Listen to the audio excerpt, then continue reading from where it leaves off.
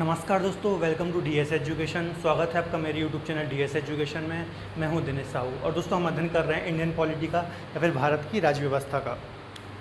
तो दोस्तों अभी तक हमने मौलिक कर्तव्य, है ना, मौलिक कर्तव्य तक कंप्लीट बात कर ली थी, ठीक है। और दोस्तों अब हम स्टार्ट कर रहे हैं आज से भाग 5 या फिर पार्ट 5, जिसके अंतर्गत संघ या फिर यूनियन, ठीक है, संघ के बारे में है, ठीक है। तो दोस्तों यदि हम भाग 5 की बात करें तो इसमें लगभग आर्टिकल 52 से लेकर 151, ठीक है, आर्टिकल 52 से लेकर 151 तक आर्टिकल हैं, ठीक है। अप्रॉक्स इसमें 100 आर्टिकल के करीब हमें पढ़ना है, ठीक है। अब इसके अंतर्गत हम देख लेते हैं दोस्तों कि संघ या फिर यूनियन के अंतर्गत हम क्या क्या पढ़ेंगे, है ना।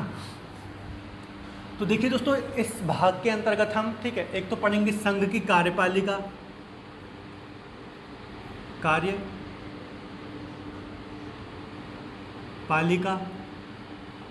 ठीक है। संघ की कार्यपालिका के बाद पढ़ेंगे दोस्तों हम विधायिका, ठीक है। विधायिका के बाद पढ़ेंगे दोस्तों उच्चतम न्यायालय, उच्चतम न्यायालय जिसे हम सुप्रीम कोर्ट भी बोलते हैं, ठीक है। और फिर पढ़ेंगे कैग के बारे में, जिसे हम नियंत्रक एवं महालेखा परीक्षक कहते हैं, ठीक है। तो इसके अंतर्गत हम ये 4 चीज़ें पढ़ेंगे दोस्तों, ठीक है। कार्यपालिका, विधायिका, उच्चतम न्यायालय और एक कैग, ठीक है। कार्यपालिका को दोस्तों हम क्या बोलते हैं, एग्जीक्यूटिव, ठीक है। विधायिका को क्या बोलते हैं दोस्तों, लेजिस्लेशन, ठीक है। और सुप्रीम कोर्ट और कैग, ठीक है दोस्तों। तो एक बार हम देख लेते हैं कि इनके अंतर्गत हम क्या क्या पढ़ेंगे, है ना। तो इसके अंतर्गत दोस्तों कार्यपालिका के अंतर्गत हम पढ़ेंगे राष्ट्रपति, ठीक है, जो आज का हमारा टॉपिक रहेगा, राष्ट्रपति के बारे में पढ़ेंगे। इसके बाद दोस्तों हम पढ़ेंगे उपराष्ट्रपति, है ना, उपराष्ट्रपति के अंतर्गत पढ़ेंगे। फिर प्रधानमंत्री, ठीक है, फिर मंत्रिमंडल, ठीक है, और एक महान्यायवादी, ठीक है। तो इतनी चीज़ों का अध्ययन करेंगे हम दोस्तों कार्यपालिका के अंतर्गत या फिर एग्जीक्यूटिव के अंतर्गत, ठीक है।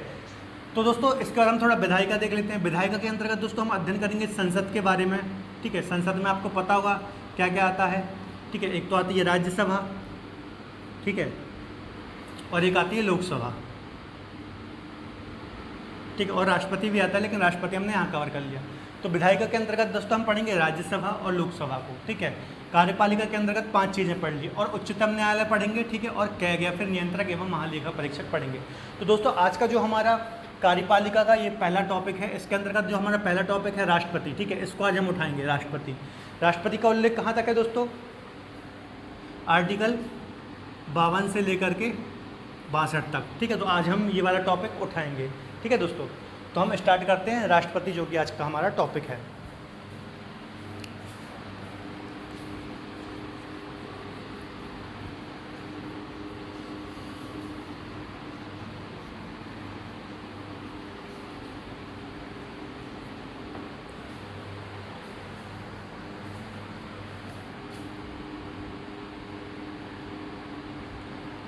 राष्ट्रपति, तो दोस्तों अब हम आज से स्टार्ट कर रहे हैं राष्ट्रपति के बारे में, ठीक है। ये जो पार्ट है बहुत बड़ा है, ठीक है, इसमें हमें काफ़ी टाइम लगेगा। तो आज का पहला टॉपिक हम उठा रहे हैं राष्ट्रपति, ठीक है। आर्टिकल 52 से लेकर के 62 तक, ठीक है, इसका जिक्र किया गया है हमारे संविधान में, ठीक है। तो पहले थोड़ी हम ऊपर वाली बातें जान लेते हैं राष्ट्रपति के बारे में, ठीक है, बेसिक चीज़ें। तो दोस्तों सबसे पहले हम बात करें प्रेरणा कहाँ से मिली है इसके पद की, हमें राष्ट्रपति के पद की, या फिर कहाँ से लिया गया है, ठीक है। तो ये ब्रिटेन से लिया गया है, ब्रिटेन से। आपको पता होगा ब्रिटेन के अंतर्गत महारानी का पद होता है, ठीक है, महारानी का पद होता है जो कि वंशानुगत होता है ना, वंशानुगत होता है, ठीक है, महारानी का पद। ये ब्रिटेन की बात हो गई।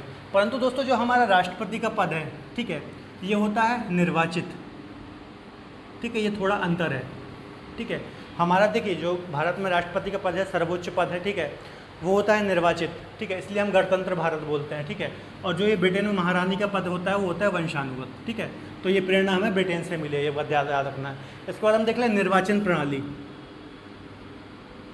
निर्वाचन प्रणाली, जो राष्ट्रपति की दोस्तों निर्वाचन प्रणाली है, ये कहाँ से ली है हमने, ठीक है। तो निर्वाचन प्रणाली की दोस्तों यदि हम बात करें, ठीक है, तो ये हमने ली है आयरलैंड से, ठीक है, आयरलैंड से। अब ये निर्वाचन प्रणाली क्या होती है, क्या प्रोसेस होती है, हम आगे आर्टिकल में डिस्कस करेंगे, ठीक है। इसके बाद दोस्तों एक ये हो गया, दो ये हो गया। इसके बाद दोस्तों थर्ड पॉइंट है महाभियोग, ठीक है। महाभियोग या फिर इंग्लिश में हम बोलेंगे इम्पीचमेंट।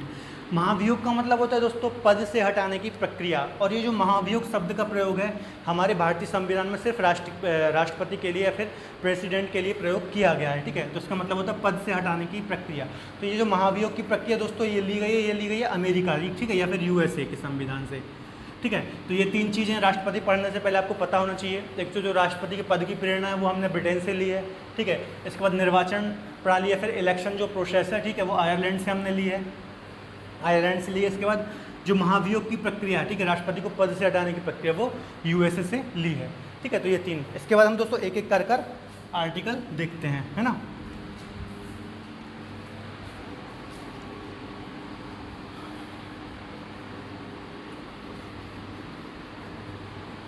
तो दोस्तों पहला जो आर्टिकल है वो है आर्टिकल 52 या फिर आर्टिकल 52, है ना, अनुच्छेद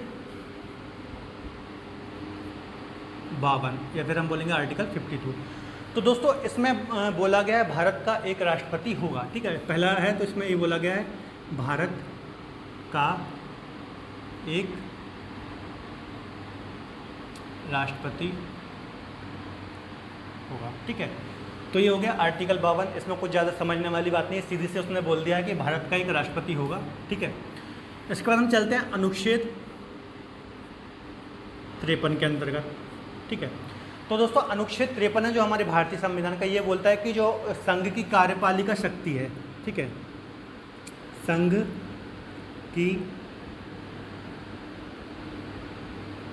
कार्यपालिका शक्ति, ठीक है, ये किस में निहित है? संघ की कार्यपालिका शक्ति राष्ट्रपति में है, ठीक है।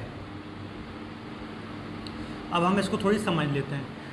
तो दोस्तों जो हमारे भारतीय संविधान में ऐसा उल्लेख किया गया है, बोला गया है कि जो हमारे संघ की कार्यपालिका शक्ति है वो राष्ट्रपति में निहित है। परंतु ठीक है, जो राष्ट्रपति है, ठीक है, या फिर प्रेसिडेंट है, यह अपनी शक्ति का प्रयोग सीधे या फिर स्वयं नहीं करता है, ठीक है। यह अपनी शक्ति का प्रयोग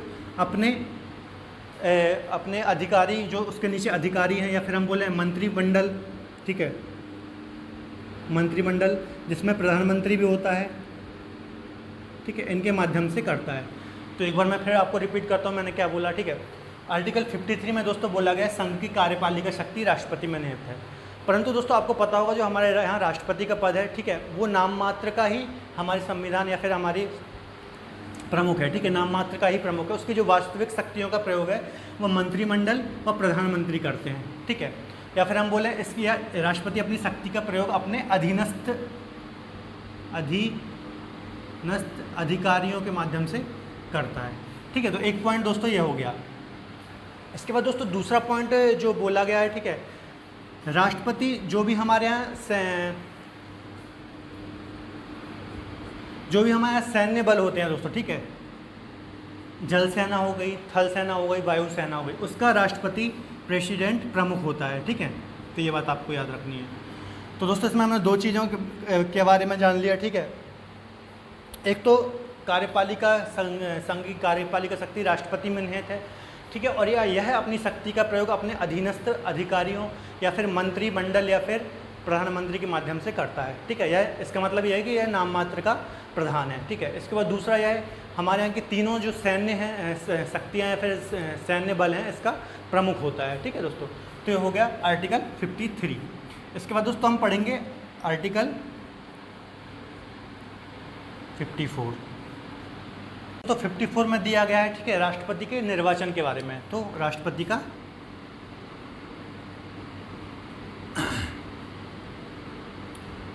का निर्वाचन। तो दोस्तों 54 में ये बोला गया कि इसके जो निर्वाचन है इसमें कौन कौन लोग भाग लेंगे, है ना।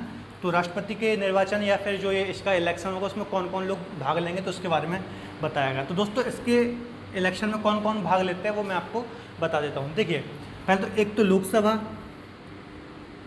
ठीक है, और राज्यसभा, ठीक है, लोकसभा और राज्यसभा के निर्वाचित सदस्य, ठीक है, निर्वाचित सदस्य, ठीक है। निर्वाचित सदस्य दोस्तों मतलब जो चुन के आते हैं, ठीक है, निर्वाचित सदस्य उनको बोल रहे हैं। इसके चुनाव में नामित लोग जो नॉमिनेट होते हैं, ठीक है, वो भाग नहीं लेते हैं, एक बात ध्यान रखना है। इसके अलावा दोस्तों जो राज्य की विधानसभाएं हैं, राज्य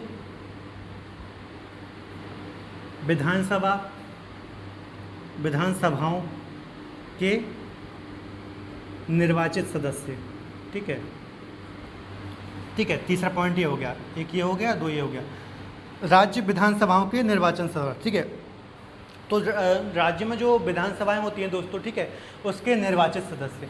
इसके अलावा तीसरा पॉइंट है दोस्तों, ठीक है, जो दो यूनियन टेरिटरी है हमारी, ठीक है, दिल्ली और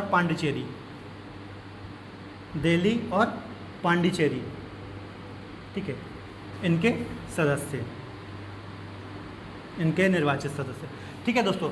तो राष्ट्रपति के निर्वाचन के बारे में बोला गया आर्टिकल 54 में। इसमें कौन कौन लोग भाग देंगे दोस्तों? एक तो लोकसभा के निर्वाचित सदस्य, ठीक है, राज्यसभा के निर्वाचित सदस्य, ठीक है, राज्य विधानसभाओं के निर्वाचित सदस्य और दिल्ली और पांडिचेरी, ठीक है, के निर्वाचित सदस्य, ठीक है। यहाँ निर्वाचित लिख लीजिए, निर्वाचित सदस्य। पहले दोस्तों ये जो दिल्ली और पांडिचेरी जो विधानसभाएं हैं, ठीक है, ये यूनियन टेरिटरी हैं, इनके जो निर्वाचित सदस्य हैं इनका प्रावधान नहीं था, परंतु दोस्तों 70वें संविधान, ठीक है, कॉन्स्टिट्यूशन अमेंडमेंट के द्वारा, 70वें संविधान संशोधन 1992 के द्वारा, ठीक है, 1992 के द्वारा दिल्ली और पांडिचेरी के, ठीक है, निर्वाचित सदस्यों को भी राष्ट्रपति के चुनाव में वोट करने की मान्यता मिली, ठीक है। तो ये आपको बात याद रखनी है, 17वां संविधान संशोधन 1992 के द्वारा, ठीक है दोस्तों। तो आर्टिकल 54 में हमने क्या पढ़ लिया, ठीक है, आर्टिकल 54 में यह दिया गया कि जो राष्ट्रपति का निर्वाचन होगा उसमें कौन कौन लोग वोटिंग देंगे या फिर निर्वाचन कौन कौन लोग करेंगे, ठीक है। तो लोकसभा के निर्वाचित सदस्य, राज्यसभा के निर्वाचित सदस्य, ठीक है, राज्य विधानसभाओं के निर्वाचित सदस्य और दिल्ली व पांडिचेरी जो दो यूनियन टेरिटरी हैं, ठीक है, उनके निर्वाचित सदस्य। अब एक बात यहाँ ये जानने वाली है दोस्तों कि इसमें जो नॉमिनेटेड लोग होते हैं, ठीक है, जैसे लोकसभा में 2 एंग्लो इंडियन होते थे, ठीक है, इसके अलावा राज्यसभा में होते हैं 12 लोग, ठीक है। तो ये नामित लोग इसके चुनाव में निर्वाचन नहीं करते हैं। निर्वाचन दोस्तों इसलिए नहीं करते हैं क्योंकि इनको नामित ही कौन करता है? राष्ट्रपति, ठीक है, इनका नॉमिनेशन ही राष्ट्रपति करता है, इसलिए राष्ट्रपति के चुनाव में इनको नहीं रखा जाता। तो ये बात आपको याद रखना है, ठीक है। तो इसके चुनाव में निर्वाचित लोग ही भाग लेते हैं। इसके बाद दोस्तों अगला है आर्टिकल 55।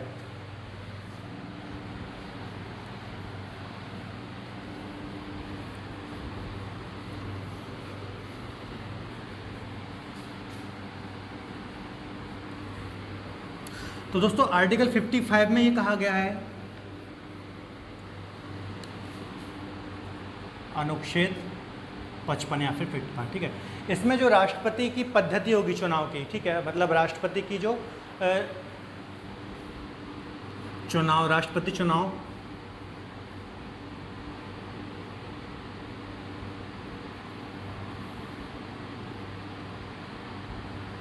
पद्धति के बारे में बताया गया, ठीक है।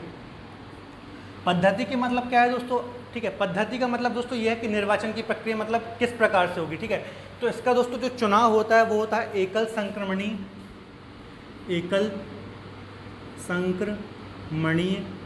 ठीक है, एकल संक्रमणीय अनुपातिक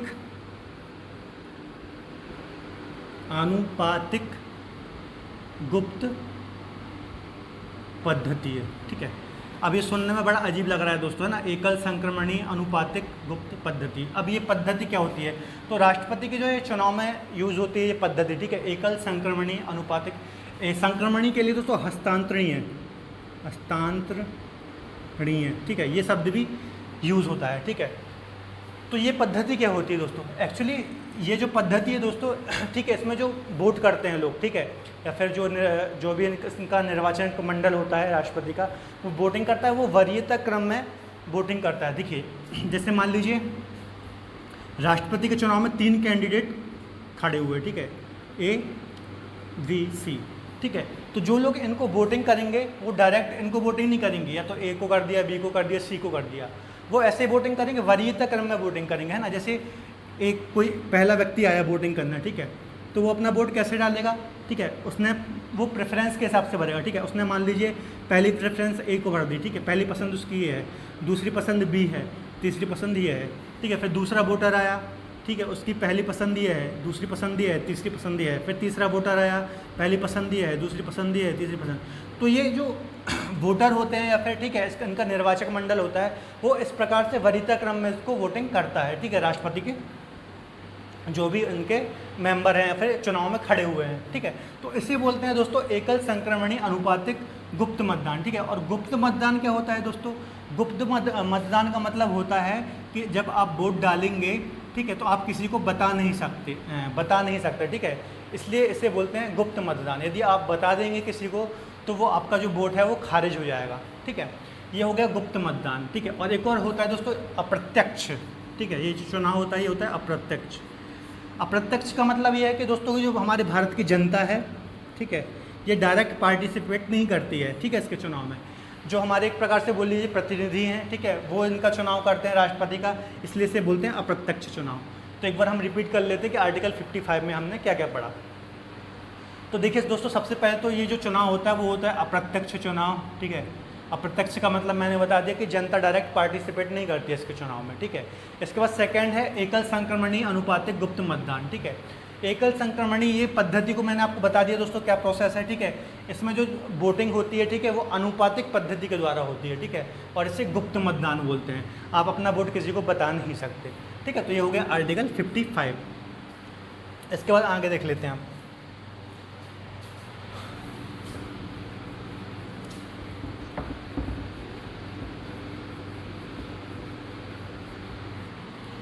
इसके बाद है दोस्तों आर्टिकल 56 अनुच्छेद 56। तो अनुच्छेद 56 क्या बोलता है दोस्तों? तो अनुच्छेद 56 में दोस्तों इसकी पदावधि, ठीक है, त्यागपत्र, इन सब चीज़ों के बारे में बताया गया है, ठीक है। तो इसकी पदावधि कितने टाइम की होगी? ठीक है, पदावधि होगी 5 वर्ष, ठीक है दोस्तों। तो राष्ट्रपति के जो पद का समय होता है, मतलब ठीक है, उसका समय होता है 5 साल, ठीक है। और इसकी मैक्सिमम आयु के बारे में कोई प्रावधान नहीं है संविधान में, है ना। मतलब कि जैसा आप देखते होंगे कि 65 वर्ष, 70 वर्ष, 75 वर्ष, 55 वर्ष, है ना, ऐसा कोई उल्लेख हमारे संविधान में नहीं है, ठीक है। कि राष्ट्रपति कोई कितने भी एज का है वो बन सकता है, बस ये प्रावधान है कि 5 साल का बनेगा, ठीक है। इसके बाद ये पहला पॉइंट हो गया। दूसरा पॉइंट है दोस्तों आर्टिकल 56 के अंतर्गत पदावधि तो हो गई, इसका त्यागपत्र के बारे में, है ना। तो दोस्तों जो राष्ट्रपति अपना त्यागपत्र है वो कैसे देता है? उपराष्ट्रपति को, है ना। तो ये बात आपको याद रखनी है, उपराष्ट्रपति को। राष्ट्रपति अपना त्यागपत्र देता है उपराष्ट्रपति को, ठीक है। और दोस्तों इसमें एक बात जानने वाली ये है जो लोगों को पता नहीं होती है, ठीक है। और ऐसा जरूरी होता है कि उपराष्ट्रपति किसको इन्फॉर्म करे? ठीक है, लोकसभा अध्यक्ष को, लोकसभा अध्यक्ष को। क्योंकि देखिए दोस्तों जो हमारी लोकसभा है, ठीक है, ये जनता की संस्था है, ठीक है। लोकसभा अध्यक्ष मतलब जनता की जो संस्था है सबसे बड़ी, ठीक है, लोकसभा, उसका अध्यक्ष को ये बात पता होना चाहिए कि हमारे जो सबसे बड़ा पद है राष्ट्रपति का वो खाली होने वाला है। इसलिए उपराष्ट्रपति का ये कर्तव्य होता है कि जब भी राष्ट्रपति त्यागपत्र दे, ठीक है, तो लोकसभा अध्यक्ष को बताए वो, ठीक है। तो ये हो गया त्यागपत्र के बारे में, सेकेंड पॉइंट में इसमें कहा गया है। तीसरा पॉइंट दोस्तों ये कहता है कि राष्ट्रपति अपना पद तब तक धारण करेगा जब तक उसका कोई उत्तराधिकारी नहीं आ जाता, ठीक है। तो इसका मतलब क्या है दोस्तों? मान लीजिए किसी कारण से चुनाव नहीं हो पाते हैं, है ना, चुनाव नहीं, मान लीजिए राष्ट्रपति का 5 वर्ष का कार्यकाल पूर्ण हो गया, ठीक है, 5 वर्ष का कारण और अभी तक चुनाव नहीं हुए हैं, ठीक है। तो तब तक भी राष्ट्रपति अपने पद पर बना नहीं रहेगा जब तक कि नया राष्ट्रपति चुनकर नहीं आ जाता या फिर उसका उत्तराधिकारी नहीं आ जाता। तीसरे पॉइंट में ये बोला गया है। इसके बाद दोस्तों चौथे पॉइंट में क्या बोला गया है? तो इसके मुख्यतः 3 ही पॉइंट है दोस्तों, ठीक है। तो एक बार हम देख लेते हैं। तो पहले में दोस्तों पदावधि बोला गया कि 5 साल की होगी, है ना, और मैक्सिमम आयु का कोई उल्लेख नहीं है। इसके बाद त्यागपत्र किसके को देगा दोस्तों? तो त्यागपत्र उपराष्ट्रपति को देगा और उपराष्ट्रपति बताएगा किसको? लोकसभा अध्यक्ष को। और तीसरा पॉइंट है कि दोस्तों कि इसका जब तक उत्तराधिकारी नहीं आ जाता है तब तक राष्ट्रपति उस पद पर बना रहेगा, ठीक है दोस्तों। इसके बाद है दोस्तों अनुच्छेद 57, अनुच्छेद 57। अनुच्छेद 57 दोस्तों बोलता है पुनर्निर्वाचन का प्रावधान, पुनर्निर्वाचन का प्रावधान। अब देखिए दोस्तों, हमारे संविधान में, ठीक है, ऐसा कोई प्रावधान नहीं किया गया, ऐसा कोई रूल नहीं बनाया गया कि राष्ट्रपति कितनी बार राष्ट्रपति का चुनाव लड़ सकता है, ठीक है। तो राष्ट्रपति कितनी भी बार चुनाव लड़ सकता है, ठीक है। ऐसा कोई प्रावधान नहीं है कि एक बार लड़ सकता है, 2 बार लड़ सकता है, 3 बार लड़ सकता है, ठीक है। तो वो कितनी भी बार पुनर्निर्वाचित हो सकता है, ठीक है।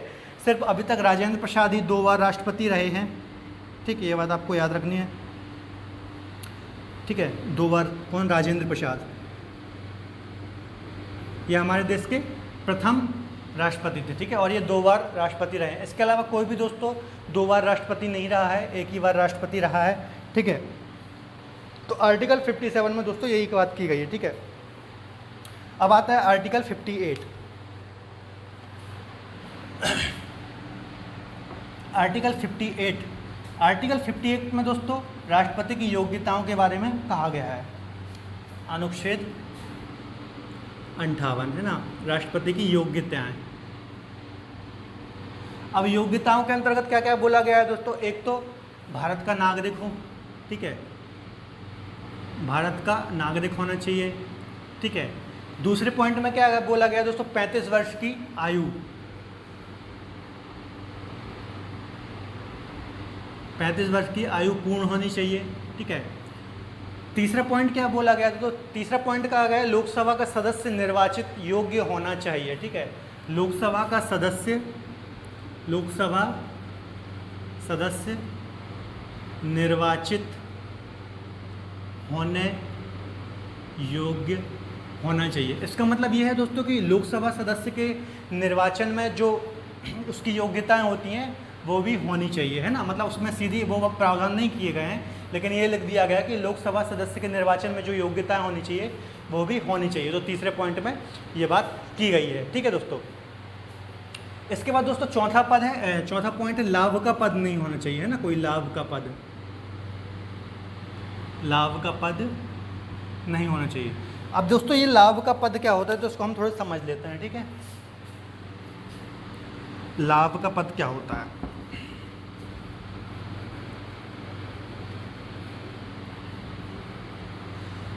दोस्तों लाभ का पद, लाभ थोड़ी हम इसको समझ लेते हैं, इसमें कन्फ्यूजन होती है लोगों को, ठीक है। लाभ का पद का मतलब यदि मैं दोस्तों आपको सरल भाषा में समझाऊं, ठीक है, तो ऐसा कोई भी पद जिससे आपको सरकार के द्वारा या फिर शासन से आपको किसी प्रकार के वेतन भत्ते, सैलरी, ठीक है, किसी प्रकार का लाभ मिलता है, ठीक है, तो वो होता है लाभ का पद।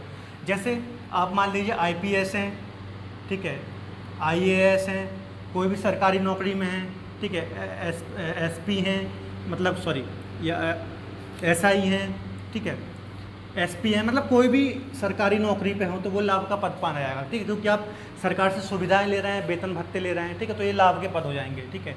इसके अलावा कोई भी ऐसी चीज़ जिसके आप सरकार से प्रत्यक्ष या अप्रत्यक्ष रूप से कोई लाभ लेते हैं वो लाभ का पद कहलाएगा।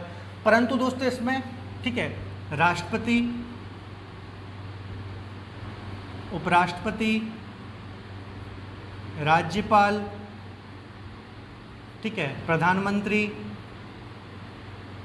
इसके अलावा हमारी संसद के जो मंत्री होते हैं, ठीक है, और विधानसभा के जो मंत्री होते हैं, ठीक है, इनको लाभ के पद से दूर रखा गया है। ये बात आपको याद रखनी है, ठीक है। ये इस पद पर यदि रहेंगे तो इसे लाभ का पद नहीं माना जाएगा, ठीक है। राष्ट्रपति को, उपराष्ट्रपति को, राज्यपाल को, प्रधानमंत्री को, इसके अलावा जो लोकसभा के हमारे मंत्री वगैरह होते हैं, ठीक है, और जो राज्यों की विधानसभाओं के मंत्री होते हैं, इनके पदों को लाभ का पद नहीं माना जाएगा, ठीक है दोस्तों। तो देखिए लास्ट को मैं थोड़ा और एक्सप्लेन आपको कर देता हूँ।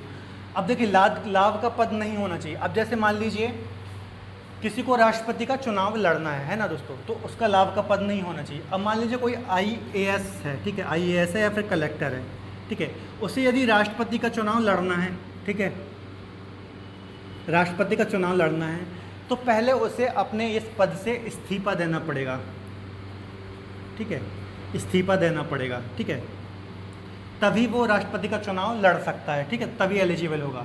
इसी के विपरीत यदि दोस्तों कोई मान लीजिए मंत्री है, ठीक है, केंद्र में मंत्री है मान लीजिए, ठीक है, जैसे आप जब प्रणब मुखर्जी 2012 में, ठीक है, राष्ट्रपति पद के लिए खड़े हुए थे, ठीक है, तो वो मंत्री थे, केंद्रीय मंत्री थे, ठीक है। उन्होंने इस्तीफा दिया था हालांकि चुनाव लड़ने के पहले, परंतु ऐसा जरूरी नहीं था कि वो इस्तीफा दें, ठीक है। तो कोई मान लीजिए मंत्री है केंद्र में, ठीक है, इसे राष्ट्रपति का चुनाव लड़ना है, तो दोस्तों ज़रूरी नहीं है कि ये इस्तीफा दें, ठीक है।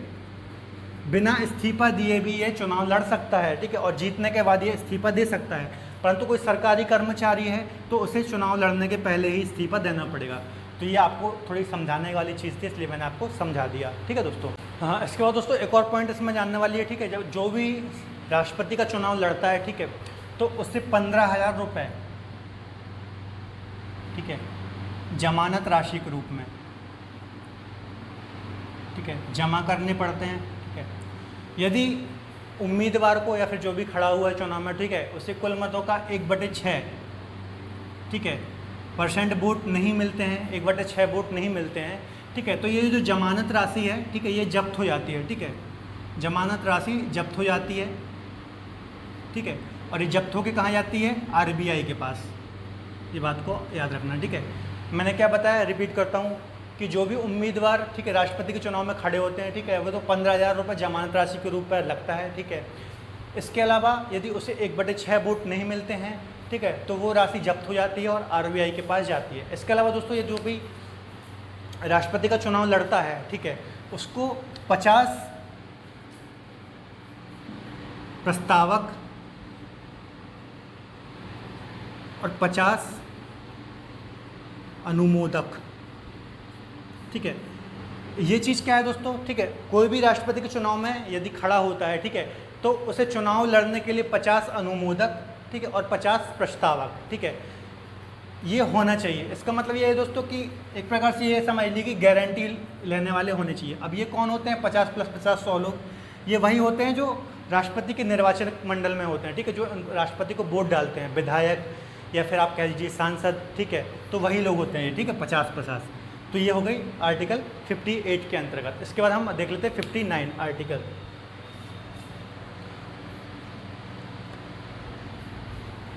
आर्टिकल 59, आर्टिकल 59 में दोस्तों राष्ट्रपति के पद की शर्तें वगैरह दी गई हैं, ठीक है, किसकी सैलरी कितनी होगी और क्या शर्तें होंगी, ये सब चीज़ें दी गई हैं।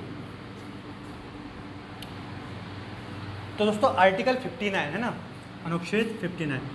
तो आर्टिकल दोस्तों 59 कहता है कि ठीक है कि राष्ट्रपति पद पर रहते हुए किसी भी सदन का, ठीक है, संसद के किसी भी सदन का या राज्य विधानमंडल का सदस्य नहीं हो सकता, ठीक है। इसके अंतर्गत पहला पॉइंट है, ठीक है, संसद का या फिर राज्य विधानमंडल का, ठीक है। विधानमंडल में क्या आ गए? दोनों आ गए, विधानसभा और विधान परिषद, ठीक है, इनका सदस्य नहीं हो सकता, ठीक है। ये पहली शर्त हो गई, ठीक है। हम पढ़ रहे हैं राष्ट्रपति की पद की शर्तें, ठीक है, पद की शर्तें, ठीक है, आर्टिकल 59, ठीक है। तो पहला पॉइंट हो गया दोस्तों, राष्ट्रपति पद पर रहते हुए किसी भी संसद जिसके अंतर्गत लोकसभा, राज्यसभा और विधानमंडल जिसके अंतर्गत विधानसभा और विधान परिषद आती है, इसका सदस्य नहीं रहेगा, ठीक है। सेकंड बात दोस्तों कहता है, ठीक है, कोई भी राष्ट्रपति पद पर रहते हुए कोई भी पद धारण नहीं कर सकता, ठीक है, कोई भी पद धारण नहीं कर सकता, ये हो गई दूसरी बात, ठीक है। इसके बाद दोस्तों तीसरा पॉइंट है, मकान इत्यादि की सुविधा उसको फ्री में मिलेगी, ठीक है, मकान इत्यादि की जो सुविधा है, ठीक है, ये फ्री मिलेगी, ठीक है। आपको पता होगा राष्ट्रपति भवन होता है, ठीक है, जो भी राष्ट्रपति हमारे यहाँ चुना जाता है फिर राष्ट्रपति होता है, उसे राष्ट्रपति भवन मिलता है रहने के लिए, ठीक है। तो मकान इत्यादि की सुविधा फ्री मिलेगी। इसके अलावा दोस्तों जो चौथा पॉइंट है, इसके अंतर्गत चौथा पॉइंट दोस्तों कहता है, ठीक है, पदावधि के दौरान जब तक कोई राष्ट्रपति के पद में रहेगा, ठीक है, पदावधि के दौरान इसकी सैलरी या फिर वेतन भत्ते, हम बोलें वेतन भत्ते, ठीक है, सैलरी और अलाउंस वगैरह, इनमें कोई कटौती नहीं की जाएगी, ठीक है, कोई भी कटौती या फिर कमी नहीं की जाएगी, ये बात आपको याद रखनी है, ठीक है। जो उसके वेतन है वही रहेगा, ठीक है, कोई कमी नहीं हो जाएगी। इसके अलावा दोस्तों इसका वेतन, राष्ट्रपति का वेतन कितना है वर्तमान में? तो 5 लाख, ठीक है, 5 लाख प्रति माह वेतन है राष्ट्रपति का, और टैक्स फ्री है, ये टैक्स फ्री, इसे कोई टैक्स नहीं देना पड़ता। तो आर्टिकल 59 के अंतर्गत दोस्तों राष्ट्रपति के पद की शर्तों के बारे में उल्लेख किया गया है। इसमें पहला पॉइंट है, ठीक है, राष्ट्रपति पद पर रहते हुए या संसद या फिर विधानमंडल, ठीक है, किसी भी मतलब किसी भी संस्था का सदस्य नहीं हो सकता है, ठीक है। संसद के अंतर्गत क्या क्या गया, लोकसभा, राज्यसभा, राज्यों में विधानमंडल होती है, इसके अंतर्गत क्या क्या गया, विधानसभा, विधान परिषद, ठीक है, तो इनका सदस्य नहीं हो सकता। दूसरा पॉइंट है कोई भी पद धारण नहीं कर सकता, ठीक है, राष्ट्रपति के पद पर रहते हुए, ठीक है, वह कोई भी पद धारण नहीं कर सकता, ठीक है। तीसरा पॉइंट है दोस्तों मकान इत्यादि की जो भी सुविधा मिलेंगी वो फ्री मिलेंगी। चौथा पॉइंट है पदावधि के दौरान वेतन भत्ते और कटौती में कोई कमी नहीं की जाएगी। पांचवा पॉइंट है वेतन 5 लाख रुपए प्रति माह होगा जो कि टैक्स फ्री होगा। इसके बाद दोस्तों है आर्टिकल 60 अनुच्छेद 60। अनुच्छेद 60 दोस्तों राष्ट्रपति की शपथ है ना, शपथ ओथ, जो ओथ टेकिंग प्रोसेस है राष्ट्रपति की, ठीक है, शपथ के बारे में। तो राष्ट्रपति को दोस्तों शपथ कौन दिलाता है, तो मुख्य न्यायाधीश, तो चीफ जस्टिस ऑफ इंडिया होते हैं, ठीक है, मुख्य न्यायाधीश, ठीक है, सुप्रीम कोर्ट के। तो राष्ट्रपति को शपथ दिलाते हैं दोस्तों उच्चतम न्यायालय के मुख्य न्यायाधीश। यदि मुख्य न्यायाधीश नहीं है, ठीक है, तो इनकी जगह पे जो उच्चतम न्यायालय के वरिष्ठ न्यायाधीश होंगे, ठीक है, वरिष्ठ न्यायाधीश होंगे, वो शपथ दिलाएंगे, ठीक है। तो ये 2 प्रावधान है शपथ के बारे में, ठीक है। तो दोस्तों आज के लिए इतना ही, लेक्चर थोड़ा लंबा हो रहा है, ठीक है। हमारा बचा आर्टिकल 61 और 62, ठीक है, और कुछ अन्य बातें भी हैं राष्ट्रपति के बारे में जानने के लिए, ठीक है। तो कल हम राष्ट्रपति का जो चैप्टर है वो पूरा कंप्लीट करेंगे, ठीक है, आर्टिकल 61 जिसमें महाभियोग है, ठीक है।